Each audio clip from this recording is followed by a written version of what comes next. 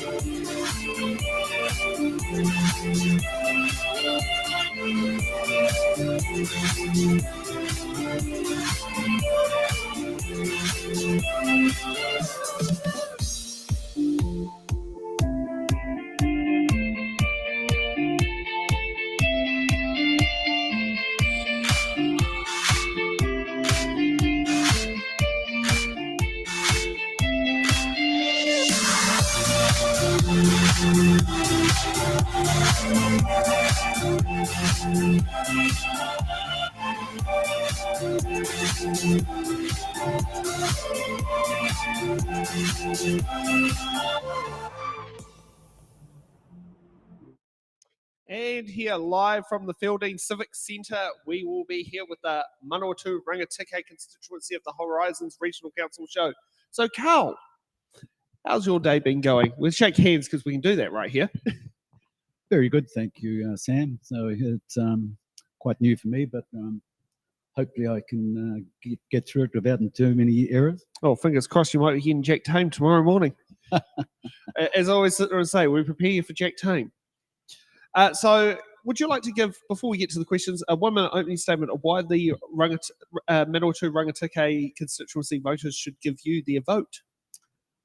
I'm quite an experienced person. I've had public service career, and if I can just possibly go over my background. To begin with, I am a warranted Justice of the Peace serving the community, having documents certified. In 2015, I was nominated by a local Pacific Island non-government organisation group to become a JP. And after several years, appointed as the Area Justice of Peace Association President with a membership of over 125. Very much a civic-based focused person and community volunteer, rugby provincial and sub-union representative, coach and referee. Started career as a public servant, recruited under the Pacific Island Public Service Cadet Scheme via the State Services Commission with the Department of Marine Island Affairs, moved to Ministry of Works and Development, eventually encouraged and promoted to area management roles with Ministry of Ag and Fish, Electric Corp as a personnel officer, Marsden Power Station, Department of Health, the Police, Victim Support, Corrections and NGO, manager for service delivery with people with disabilities. My intersectoral appointments have been Sport Manawatū Board of Trustee member, August 24, past chairperson of an area Pacific Island Charitable Trust, past chairperson of Sports Club and Rugby Club, appointed Board of Trustee member of a faith-based primary and intermediate school, New Zealand Master of Business Administration Incorporated Life member, New Zealand Police Associated, currently a financial member and statutory member of the Whanganui Area Health Board Service Committee, established the second National Area Health Board. Sounds like a very impressive CV there. Definitely got a lot more on there than I do. Well, to throw in, I've also got a MBA distinction from the University of Waikato. So I think I bring a lot there and a lot of experience and capabilities, hopefully. Well, the best part is hopefully the voters can see the skills in sets and make a decision on well, this person's got an impressive CV, let's give them the job. It's a bit of a different style interview to get voters to vote for you than, say, a manager. Yes, but my intersectorial roles, and I've learned a lot through the public service, especially in management roles, how central government works and their processes. And also, I've done quite a lot of projects, new police stations. I even set up, when I was the Department of Health in Whanganui, I set up a clinic in Taumanui as part of my working brief. Okay, so let's get to the first question here that we'll like for the viewers to know. Question A: what political parties are you linked to? I'm not affiliated to any political party, running as an independent. Okay, we'll now get on to question B. Do you support political party endorsements of local body candidates? No, it detracts from what the local management, and that's grassroots issues. I do, however, accept that Parliament is the policy initiatives body that set the laws to achieve national policies. After all, we are all governed by the statutes of Parliament, but for them, stay in their lane. Oh, I do love that one. Yes, that seems to be something that should happen very often. So question C. Now, I know this also crosses between regional and district council. Should rural communities have a say in the operations of community-owned rural water schemes? Yes. Rivers, etc., run through farmlands and are equally exposed to the same issues that urban areas are, whether that be farming pollution versus urban industrial pollution and other. Where do people think, for example, dog feces on roadsides, parks, burns go to? A good rain and down the water drainage system.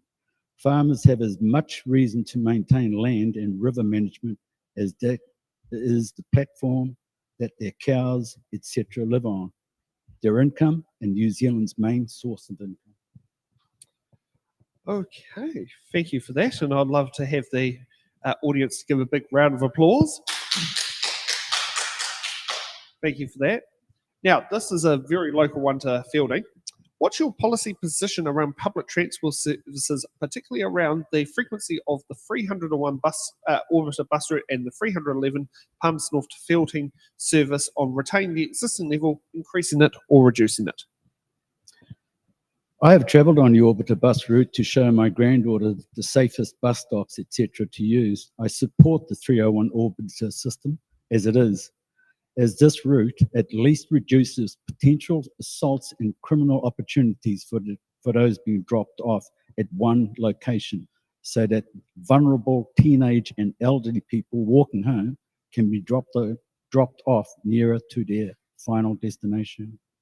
What I can see is that with the new housing development areas opening up, there may need to be a second type of loop to reach these new areas. Urban spread, however, means extra council costs. Future-proofing services, one can only surmise that the area will likely need another high school soon, especially for the outer rural communities. Yes, it's certainly very, very big around here with how far the rural sector goes. I remember as we were driving up here how early we were on Manawatū District Council roads and we were still 20, 30 minutes away from Feilding.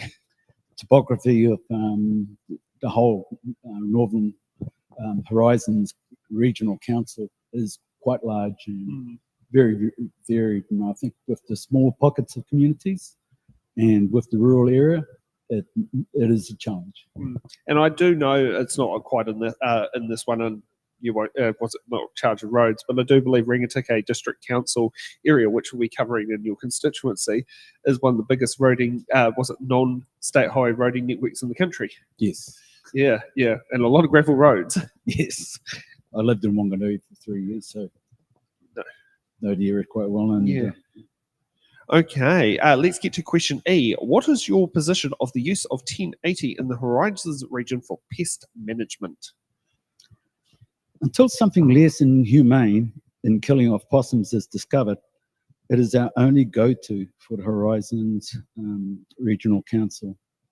They also have a significant possum control program that includes 1080. Their involvement with 1080 is only part of a regional strategy to control possums, complementing the efforts by the other agencies like Department of Conservation and Osprey, for example, foot and mouth disease and hence NATE, Animal Tracing Database. Example, the Council's involvement with 1080 is evident, for example, in reports of successful 1080 operations in the Pukaha Mount Bruce area within the Tararua region, which is within Horizons area of influence. It's not far from the boundary of my home regional council, being Greater Wellington. It's amazing how close it is, but how we're so far away from each end. Because I mean, I'm near Wellington Airport. Yes. Yeah. Okay. Question F. There's been much media coverage about candidates' behaviours towards their fellow candidates over the country. What are your personal values that make you a suitable candidate to be a councillor? As my introduction indicated, I'm very proud to be a Justice of the Peace serving the community, and very much on my volunteer matters. I'm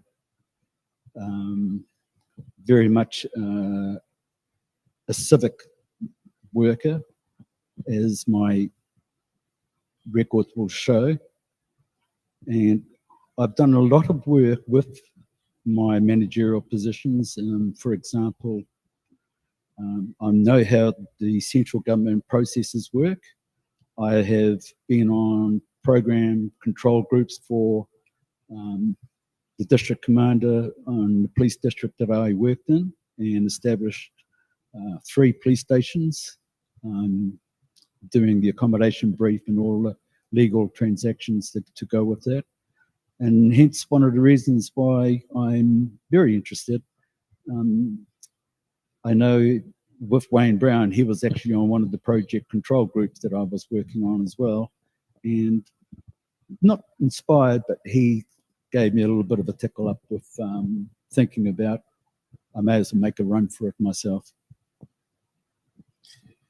Yes, no, Wayne Brown knows how to say the right things in the right places, even if it might not be quite the most PC way. He's a very direct man. Yeah. And, doesn't tolerate fools too gladly. No, certainly not. Yeah. Okay, we got question G. The government and the Taxpayers Union has been accusing councils of being irresponsible with large percentage rates increase. What is your view? Yes and no. With central government hamstrung by their austerity fiscal management, central funding has reduced. However, on the other hand, Wellington examples pointed out by the government, with an example of building a Wellington CBD public toilet, doubling as some kind of strobe light show, does not go down well. Especially when the streets are becoming a geyser show due to lack of pipe maintenance. Like every household, councils too have been hit with increased costs for electricity, insurance, supply costs, and of course inflation, which neither they nor the government can control. Interesting you mentioned about the toilets there in Taranaki Street. They're also one of the most accessible toilets for disabled users as well. So at least out of the money spent, we've managed to help our disabled community, our parents and all that, have some of the best toilets out there to use. Well, I can actually represent another toilet too, and that's in Kawakawa. Oh, I know which one. The one where the ladies walk into the gents and the gents walk into the ladies to admire the artwork. That's right. Yeah. Yes, I know exactly which. Yes, I've done that as well. After being told, you've got to check out both of them. They're very different. Very. Yeah. Okay. So, Harding, question number 2: What are you comfortable with the way the council manages its debt position? Let me go to my notes here if I've got that. What number is that one again, Sam? Hard-hitting question Oh, number two. yes, we're going to those questions. Thank you. I'll go to my notes there.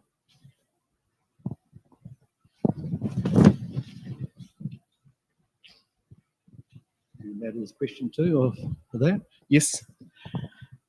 Like all councils, the deferred concern is what needs to be done.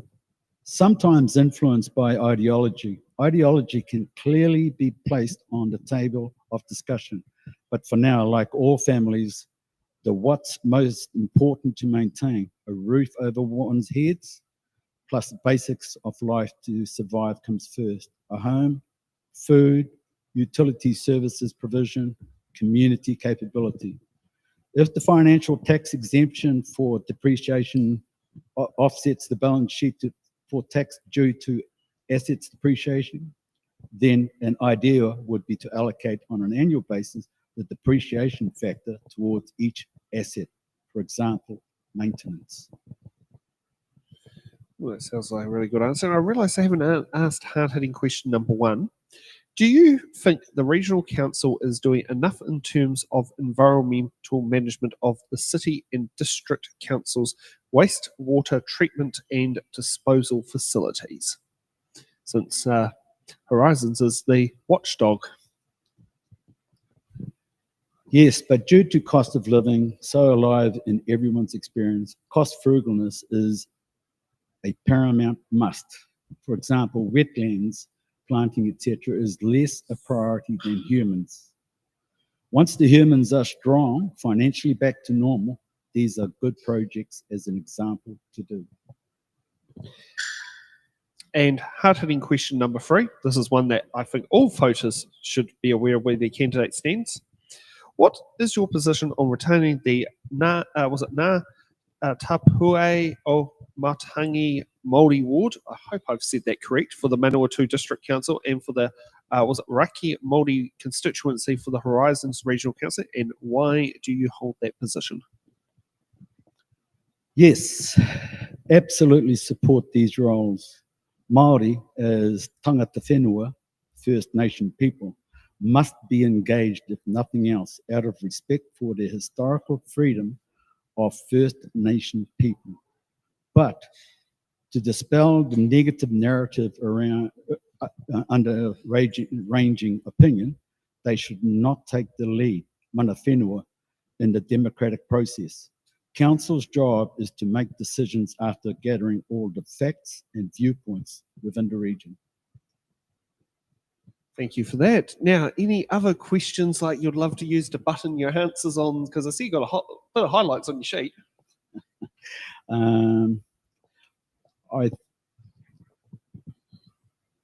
me just have a quick squizzy there.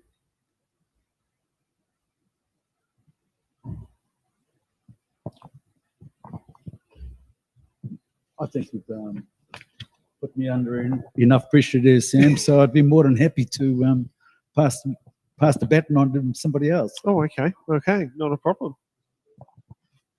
Would you like to do a closing statement then on why the the Manawatū-Rangitikei constituents should give you their vote? Well, my points of difference, which will be shortly circulated by my brochure, is that I would like to see us stay within our own lane of financial targets. I think there is a possibility that the long-term plan can have timetable changes. For example, wetlands at quite some cost, but does that come before our social requirements? For example, bus services and so forth. I'm more than happy to stand on behalf of that as well. Also, the rural area.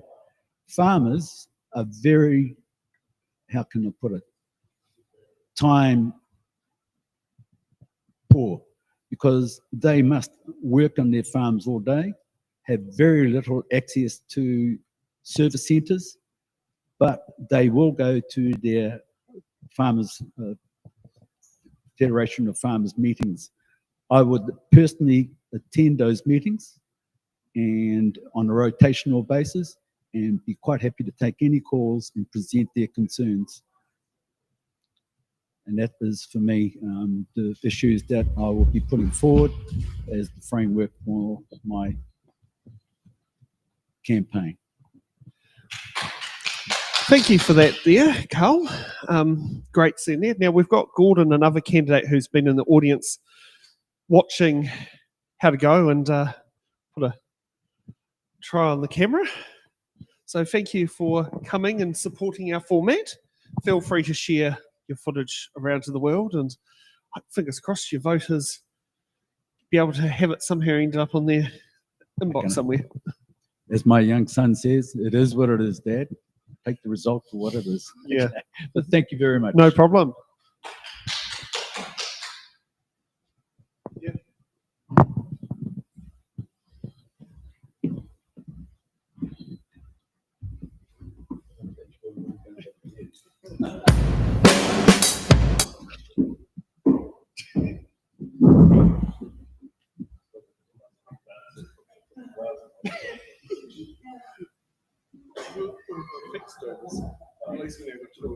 It's usually our one head that we normally do the whole ones, we do the whole boxes, but sometimes we get small, more personal touch to it instead of being good desk. Yeah. Is it? So you normally have the ball. Yes.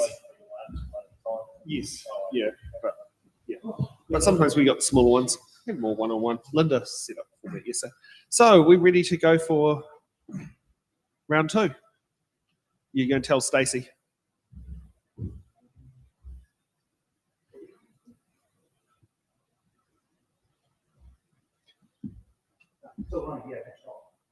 Okay.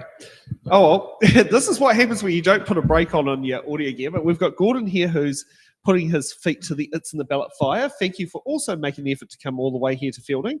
Now, just want to ask, where are you based? Okay, you need your microphone, otherwise those at home won't be able to hear you. No, that one's live. Oh, yeah, I just live 5 k's out of Feilding, and I've lived in Feilding for most of my life, other than times overseas and university and that sort of thing. Okay, well, nice. My biggest experience with Feilding is, well, it's not quite Feilding, it's Vinegar Hill at New Year's, but I do have to come down to Feilding to get the milk for the coffee cart. Yeah. So I do know the fun parts. So my big one is, we're going to the petrol station, filling up a 20-litre can of diesel and 10 bottles of milk, and then drive back out and sell all the coffees again. Yeah. Would you like to start off with a 1-minute opening statement of why the Manawatū-Rangitikei Constituency voters should vote for you? Well, I haven't prepared a proper statement, but I'd just like to say that, I've got experience. I'm currently a councillor of Horizons at the moment, and I've been there. I wasn't there the term before, but I was there for 9 years previous to that, and I've had a lot of experience. And I guess I was a role of Federated Farmers, the Manawatū-Rangitikei president before that, so understand how local central government and in depth and it all works, and what you can do to make influence and make a difference. So, and I've worked hard in that role all the time I have, and represent the community as best as I can, and I'm prepared to have another crack at it and best effort I can. So do you have direct dial to any of our ministers in government? Because I do think one of them is from this area. Oh yeah, I do. You do. I did actually. I was not. I don't know if a direct dial is the appropriate term, but first name basis. I think it's Andrew Hockett. Yeah, I do know Andrew. Yeah. He was vice president when I was president, and I chat with him and Suzanne Redmond. And I was actually at a meeting, the Beef and Lamb directors meeting. She was sitting next to me on Thursday, I think. So keep in contact with the and you've got to do that with it. And that was when I was Federated Farmers president. We opened it to all MPs. We met with them, and Steve Mahari was our local one. He was Labour in Palmerston North, and we had the Rangitikei one, Simon Power in that time. Yeah. So I would meet with all of them. God, it was a neutral position. Mentioning a lot of names before my voting era, because my first election was voting was 2008.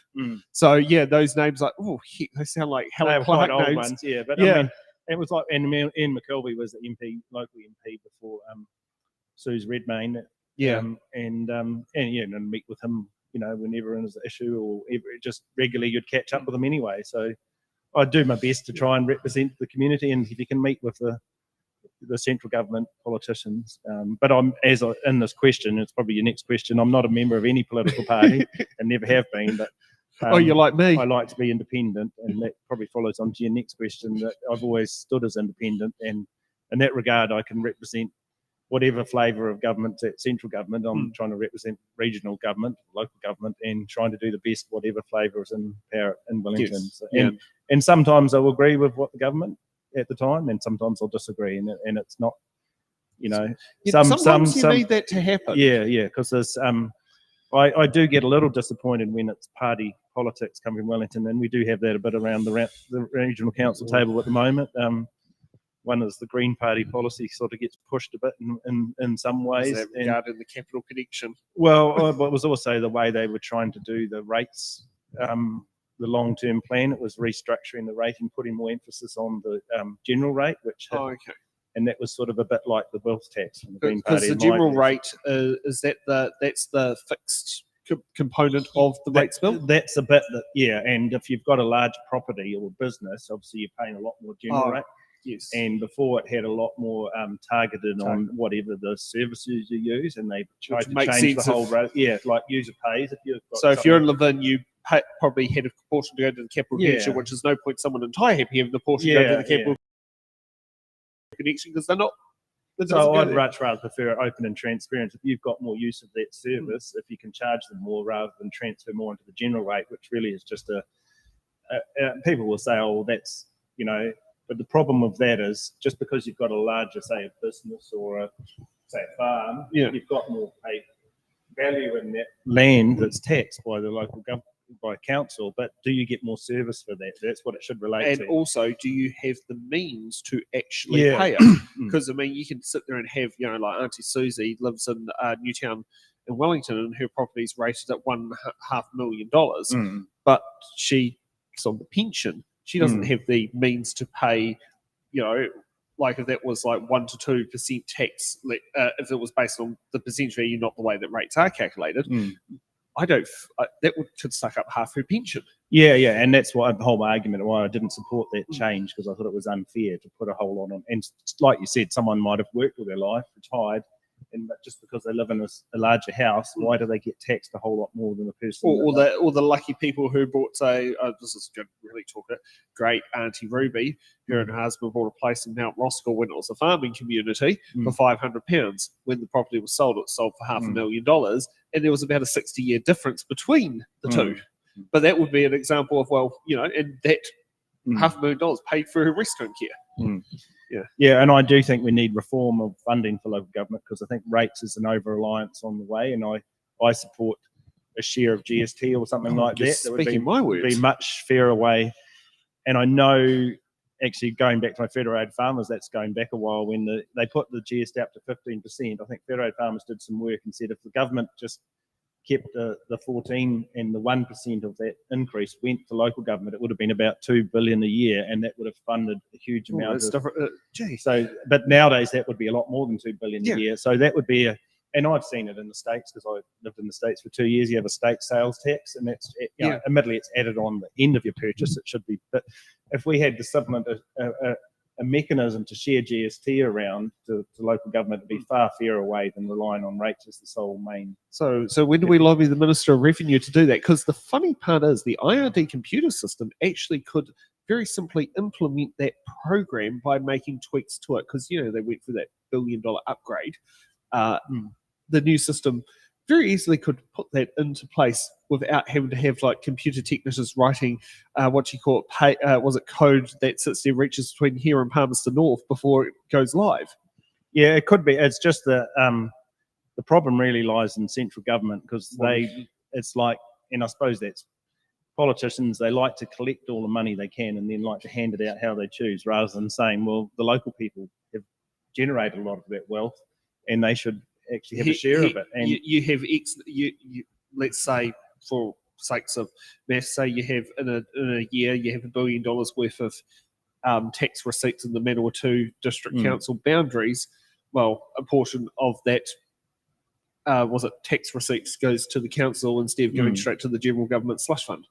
So the council can do what they think is best for the community, not having a minister, as you could say, dangling. This is what our flavour, our pet hobbies is this. You can have cycle lanes, but we don't really need cycle lanes. We could sit there and do something else. Like cycle lanes out here, probably completely useless. In Wellington, they're brilliant. But and I do know that the current coalition government has got a policy of sharing GST on new builds, but they've told me they're not implementing it straight away, which they should have done by now. But that would be a fairer way, particularly where you get massive growth, you know, and the council is left having to carry the can, usually putting all that infrastructure in, and, you know, because whatever, it's stormwater or wastewater has to be upgraded. So there's a whole cost, but all that money goes, the GST goes back to central government, not to the local. So that would be a positive step in the right. And particularly when you've got a lot of rural communities, you know, I guess the west coast of the South Island is an ideal example. You know, they've got very little rateable land. I think it's 80% or something, 70% is government, the dock land, and they don't pay rates. And yet they've got all the tourists going through, and yet it's the small local community has to pay for all those services. So it's very unfair not to have a share of the central government funding that local government should have a share of. So. Yeah. Now, since you kind of answered A and B in one, but should we head to question C? Should rural communities have a say in the operation of council-owned rural water schemes?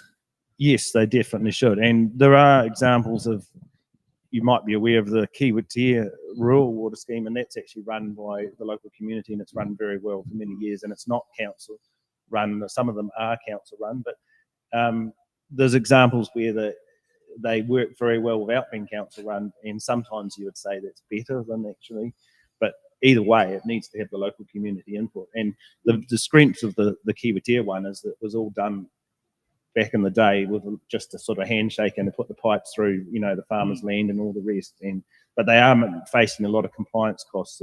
Is this pre-89 when that water schemes were put in?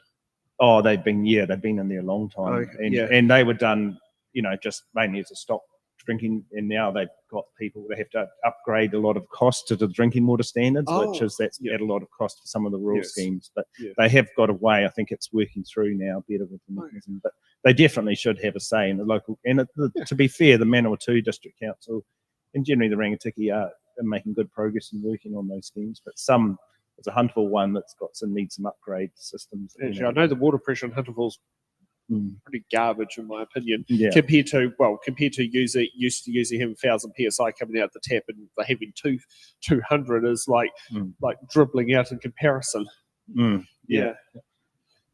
Okay, number D, what's your policy positions around public transport, particularly around the frequency of the 301 and Orbiter service and the 311 Palmerston North to Feilding service, on retaining the existing service level, increasing it or reducing it? Well, my view is there's two services combined here. The one between Palmerston North and Feilding is the most used in the region, so that's an excellent one. And the Orbiter hasn't been well uptaken as far as patronage.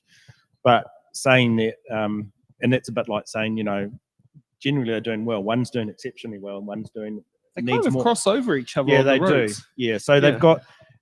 We've just done a review on that, and they're actually going to upgrade or keep the service. And there was a thing about spending more to upgrade it, which I didn't really support, because I thought, well, we need to just get more patronage. And but you know, it's there, and I just hope people will use it. Otherwise, because I get complaints about some people only seeing one person or empty bus, and it does annoy me. I wonder how often it is a person in a wheelchair. Yeah. Because I don't know what your wheelchair taxis like are up here, but I've got friends who are in it in Wellington. Put it this way: after 7 o'clock at night, you're stuck at home unless you want to go by the bus.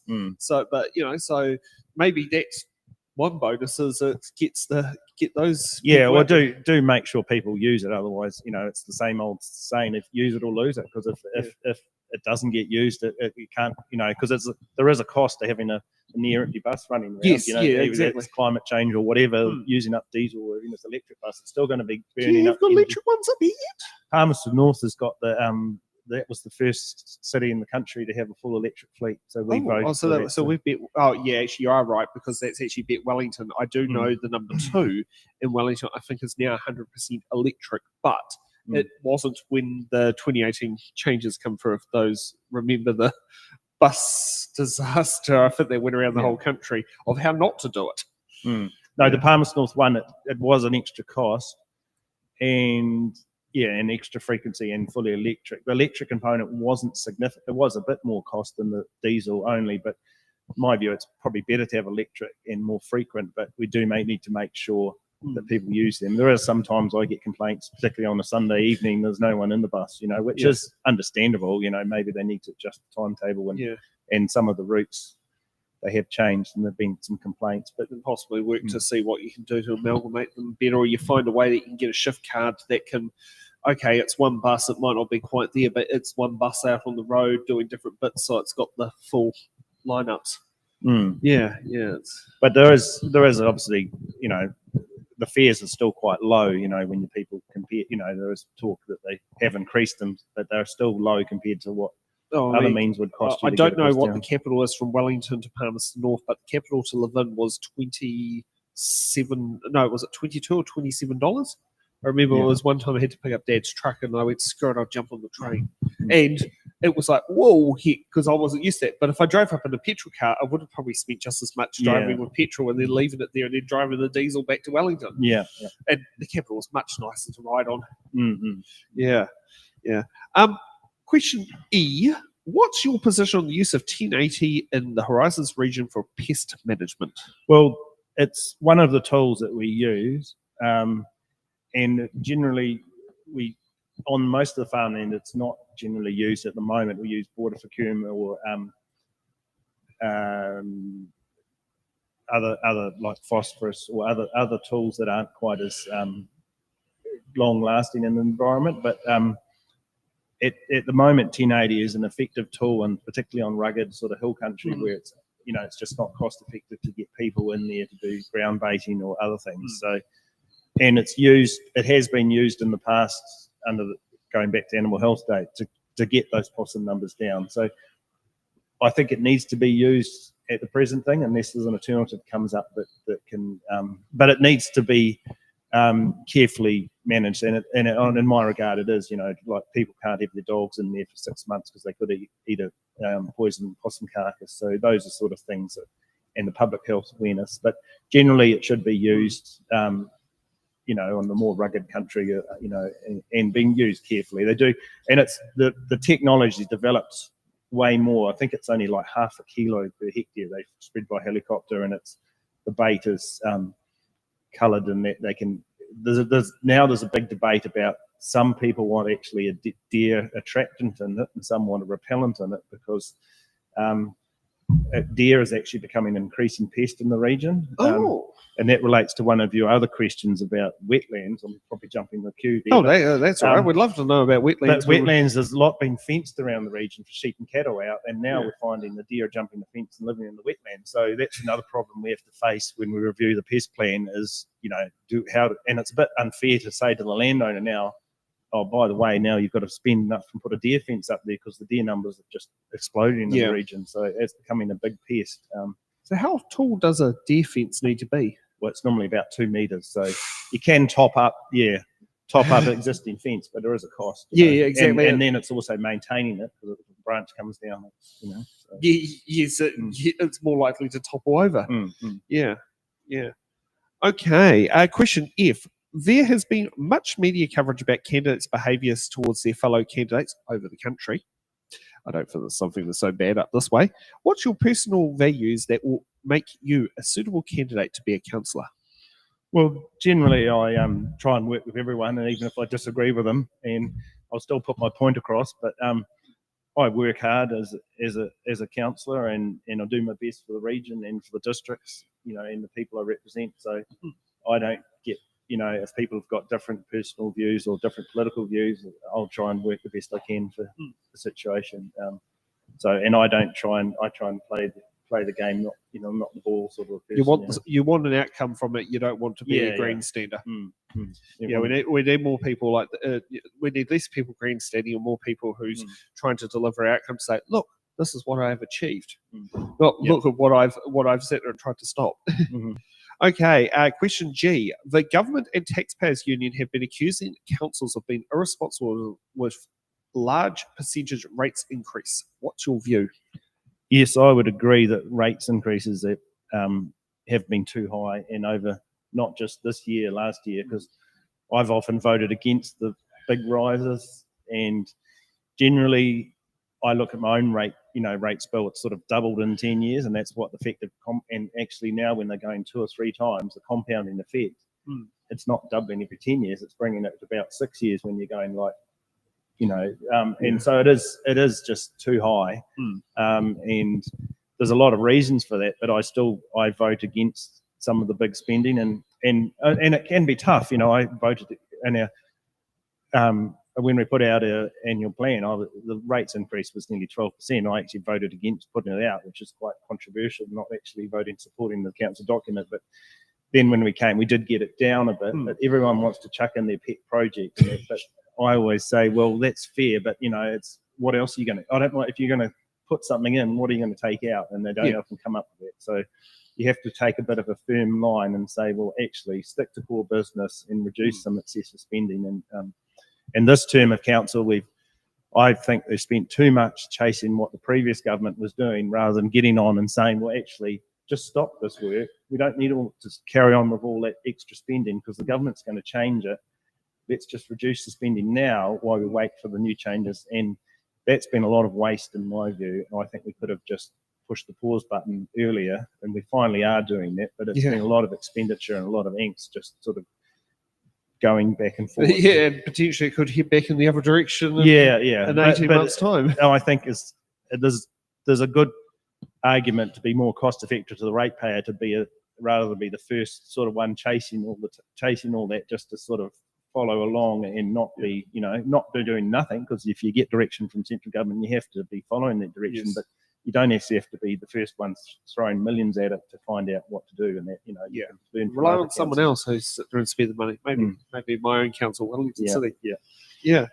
So what other burning topics you'd like to button on answers on?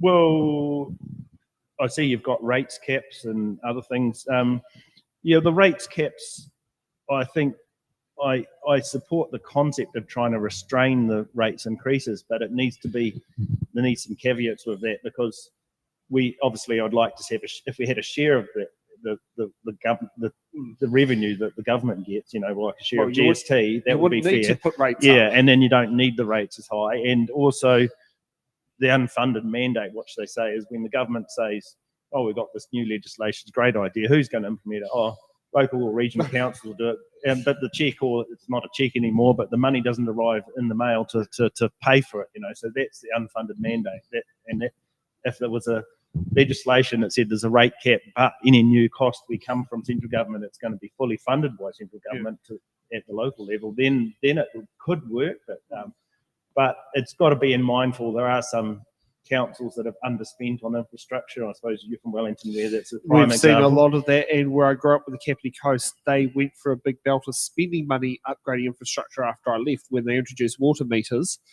but now they didn't have the problems that Wellington have had from the constant years of kicking the can down the road. And by the time Andy Foster was mayor, this is when the stuff started coming there, and by the time Tory got elected, the pipes were already bursting. Like it started happening, but people just see the geyser in the street, or that they don't see what led up to the pipe breaking. We have had 2 earthquakes that sat there and caused a lot of damage to it, and some of the pipes, are heading in the direction. They're not the latest PVC ones that can withstand. I think it's either an 8 or a 10 on the Richter scale of an earthquake. They're the older ones that an earthquake could just put a nice little puncture into it and cause a big leak. Yeah, and that gets back, I suppose, we're in here in Feilding, which where the controversy around the 3 waters, that's more district and city, but Horizons does oversee the regulation at the present time. But that's been and you compare that to Palmerston North, where it's a bit similar to Wellington, where they've kicked the can down the road about investing in their wastewater. I think it was nitrate levels in the Manawatū River from the Palmerston City Council were a problem when I was living in Levin. And if you went back 20 years, Feilding wastewater was poor, but give credit to the Manawatū district, they had the foresight and they purchased a dairy farm, probably 20, and other land over the last year. And now it's all at low flow recycled back to land. And they've done the big centralisation, bringing the small town there's still another one at Halcombe where they're piping through at the moment. They're bringing them all into Feilding where they can get the economies of scale, and that's meeting all the conditions of the current one plan and stuff. So Feilding ratepayers have paid for that. They're paying higher rates than Palmerston North for the same sort of thing. Yet it would have been unfair for them to have to pay for Palmerston North, who have kicked the can down the road. Yeah. So you've got to give credit where it's due, and the foresight, I think, over many decades, they had the foresight to look ahead and purchase the land when the land was a lot cheaper, and then put it into wastewater use, at a later stage. I've looked at the pictures on Google Earth, and it looks quite impressive. Yeah. So it's not quite the sludge plant that we built at Wellington, but it is quite impressive what it does to do the job before it heads into, I think it's the Aurora River. Yes, and it will still go in the high flow, but the critical time is actually low flow when it's still treated, but it's at the low flow, and that's when the ground is actually dry enough to take the water onto the land, and they harvest the grass. It has to be carefully how it's used, but there is a crop they can use out of that from harvesting the nutrients. But that's it's a bit like dairy farmers. It's probably, would it be 10, 15 years ago, all the dairy farmers in the region went to 100% recycling the wastewater from the dairy shed back to land. Before that, it was a two-pond system. It was a bit like some of the wastewater plants, which sort of partly treated and discharged most of the nutrients back into the river. So nowadays, dairy farmers are doing the recycling, and it's good that we can bring more, but there is a big cost for that to do more towns and cities onto recycling some of the nutrients in wastewater. Yeah, and I certainly will say, if there's a rate cap on it, it should not be based on the price increase of the last 12 months of vegan butter, which has barely moved. I know it sounds quite nice, but that's one measure we should not use for a rates cap. Yeah. I know the butter prices. Actually, I talked to a dairy farmer this morning, actually, and he said his argument was, if people didn't want to pay the price of butter, don't buy it, because he's happy to export it overseas where most of it goes and people do pay the price of butter price. Yeah. Or they can get the vegan butter, which is at $10 a kg instead of 20, and it's just as nice. It's made by a New Zealand company based in Auckland. I'm allergic to dairy myself, so that's how I know about it. My friend Joanne, she's a vegan. She was the one who introduced me to it, and it was much better. It was much better than margarine, and it definitely was. It was different to Olivani, and it reminds me of the pre-diagnosis of dairy allergy day, because my favourite one was putting it on top of the corn cob and letting it melt into it. That's one of those things that all do. Yeah, well, that's interesting, isn't it? Bread and butter used to be the poor man's choice, but actually nowadays avocado and toast is actually affordable again compared to bread and butter. So there's always alternatives out there. If people can't afford butter, you can buy avocados at good prices at the moment. And that's New Zealand. Hummus is another option. That's one I commonly use, is hummus, because that's actually more nutritional and it's often cheaper. Yeah, so there are alternatives if people don't like the price of butter. And I think we should still get that export revenue, because that is good drive. I think the agriculture sector is doing quite well at the moment to help drive the economy out of the. Well, we need it. We need it. Yeah. So let's get to the hard-hitting questions, which is on the back page. Now, we'll get hard-hitting question number one. Do you think the Regional Council is doing enough in terms of environmental management of city and district councils' wastewater treatment and disposal facilities? Which I think you went in. Well, I went into a bit of detail just before, but generally I think we could do a lot of improvement there. There's one example in Martin where I think the current consent has expired by a long time, and that's about 20 years. And when I previously had a role as environment chair a few terms back, I brought that to attention. We were making good progress, but it seemed to have slipped off the radar a bit at the moment. And currently we're limited how much we can push councils, because the legislation is going to change. So we can't push anything right at the moment, but there is and I appreciate for small rural towns and communities, it is a big cost, but we can't be seen to be, one hand, we're whacking the dairy farmers if they, don't get on with it and fix their systems, but we can't let the take a different view on a town or city and say, well, actually, you've got to be consistent. If we're going to make one person meet the rules and meet the standards, we really have to be consistent. Was that one where they're looking at, for cost effectiveness, was to build a 5-kilometre pipe to merge Bulls and Martin together? Yeah, that was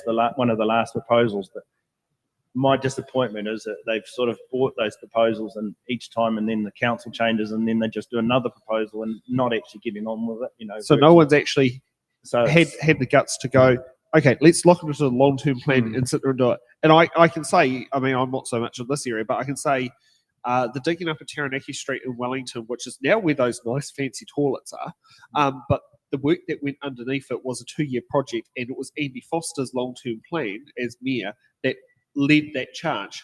Now, the work started close to when Tory was in there, but the foundations was done in that 2020 or 2021 long-term plan. Trying to fit if it was 2021. Yeah, yeah, because it's usually about 18 months after the election.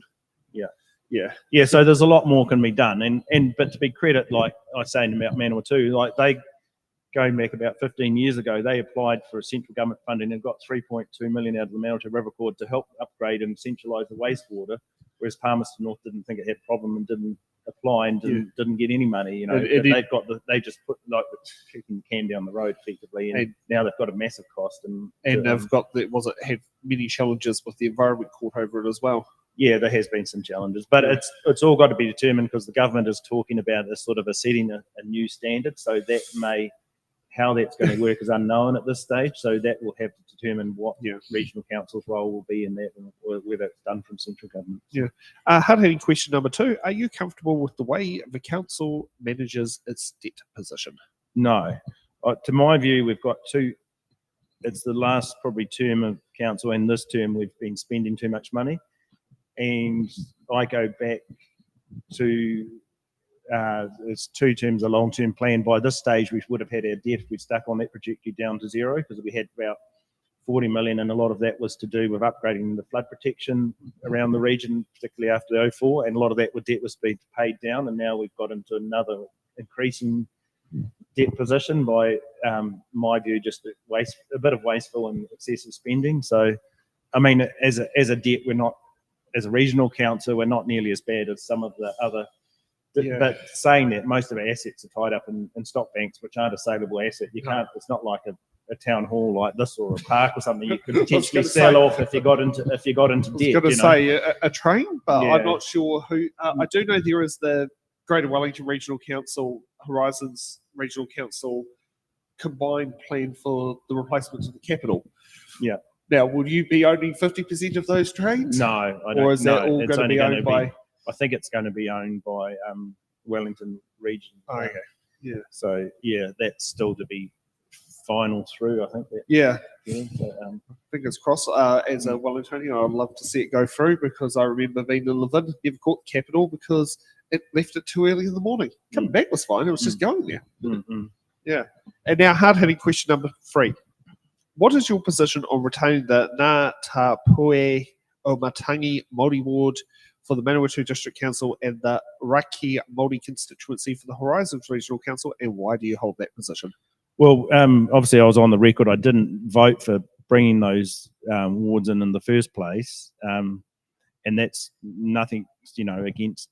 I've experienced them, and they have added and contributed to around the council table, but part of the reason was obviously we had Wiramu Te Awiawa. He was elected in the general in Palmerston North, that Maori person and representing the Maori community well. But my view is that people should have the right to say, which they're going to have in the referendum. Yes. And that's how it should be decided, because it does sort of create a bit of divisiveness in the community, having separate wards for different, because like I've got. Do I represent someone on the Maori roll, or do I have to say to the person, well, you're on the Maori roll, but you're not on the Maori roll. Do you need to go and see him or see me? And whereas if they just turn up, you go. It's like, well, you're part of this whole community. Yeah. I think it's better to have more inclusiveness, and I do go back to the MMP. When we had MMP, the Royal Commission was proposing to get rid of the Maori electorate then, because I understand when they were first brought in, well over 100, they were only a temporary measure when it was. It was when you land ownership in an individual capacity was your determination on to vote, which was mirroring a UK rule, which was abolished in, I think, 1879, because it got abolished before women's suffrage, but it was one of the leading things that led up to it. But it was a compromise because Māori collectively owned land. Yeah, but they didn't have the actual title to show that.